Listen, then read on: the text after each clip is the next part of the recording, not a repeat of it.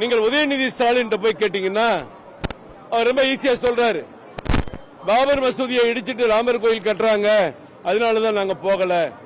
அவருக்கு ஒரு பதிவை நான் சொல்ல விரும்புகிறேன். நீங்க எல்லாம் என்ன படிச்சிருக்கீங்கன்னு புரியல. உச்சநீதிமன்ற தீர்ப்பு கொடுத்திருக்கு. ஏற்கனவே ராமர் கோயில் இருந்ததற்கான அத்துணை அடையாளங்களும் அங்கே இருக்கிறது.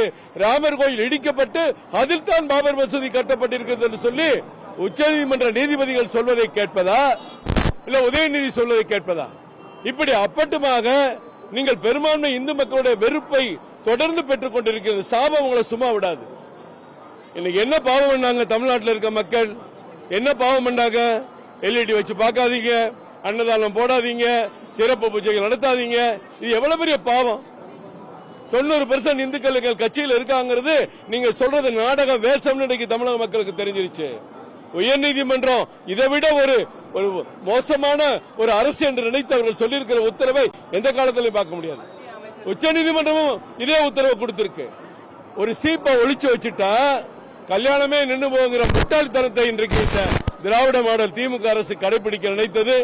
இதற்கெல்லாம் தகுந்த தீர்ப்பை 2024 தமிழக மக்கள் தருவார்கள் என்பது நிச்சயமான உண்மை.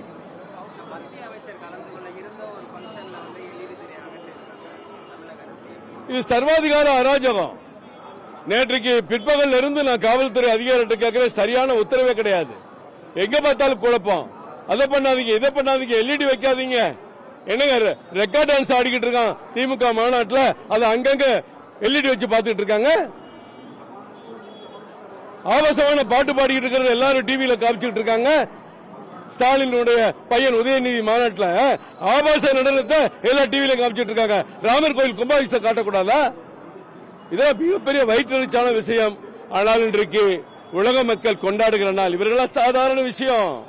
அரசியலுக்கு மோடி ஜெயிப்பதை எத்தனை ஸ்டாலின் வந்தாலும் சரி, 1000 உதயநிதி வந்தாலும் சரி, எத்தனை இண்டி கூட்டணி வந்தாலும் சரி, அசைக்க கூட முடியாது.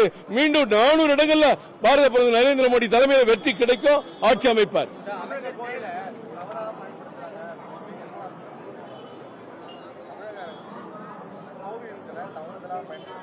நிச்சயமான உண்மை.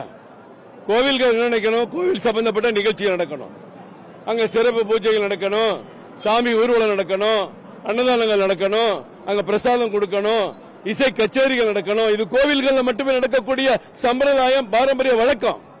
நீ 30,000 கோயிலை எடுத்து உன் கட்டுப்பாடுல வச்சுக்கிருவ. ஆனா கோயில நடக்கக்கூடாத விஷயத்தை நீ நடத்துவ. ஆனா நடக்கக்கூடிய விஷயத்தை நடத்த விட மாட்ட. கோயில்கள் என்ன செய்யணும்?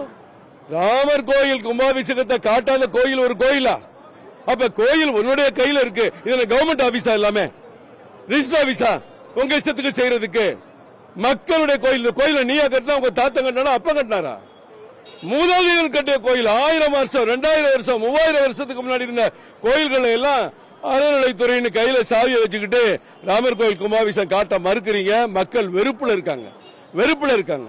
சிறுபான்மையினருக்குடைய பாதுகாப்புக்காகவா இல்ல பெரும்பான்மையினரை அவமானப்படுத்த வேண்டும்? நீங்க சொன்ன காரணமே மிகப்பெரிய முட்டாள்தனமான காரணம். அதான் எங்க தலைவர் அண்ணாமலை சொல்லியிருக்கிறார் தெளிவா. திராவிட மாடல் திமுக அரசு அநியாயம் செய்வதை நான் வரவேற்கிறேன். அநியாயம் நடக்கிற இடத்துலதான் நியாயம் ஒரு நாள் கிடைக்கும். அந்த நியாயம் விரைவில் தமிழ்நாட்டில் கிடைக்கும். சார், நாடாளுமன்ற தேர்தலில் பிரதிபலிக்க போவது நிச்சயமான உண்மை. அதை யாரும் மறுக்கவும் மாற்றவும் முடியாது. நிச்சயமாக இந்த மதச்சார்பு அணிக்கு, ஒரு சில மதங்களுக்கு மட்டுமே சார்பாக செயல்படுகிற திமுக தலைமையிலான இண்டி கூட்டணி அணிக்கு பெரும்பான்மை மக்கள், தமிழகத்தில் 85% வாழ்கிற இந்து மக்கள் சரியான பாடம் புகட்டுவார்கள் என்று இந்த நேரத்தில் தெரிவித்துக் கொள்கிறேன்.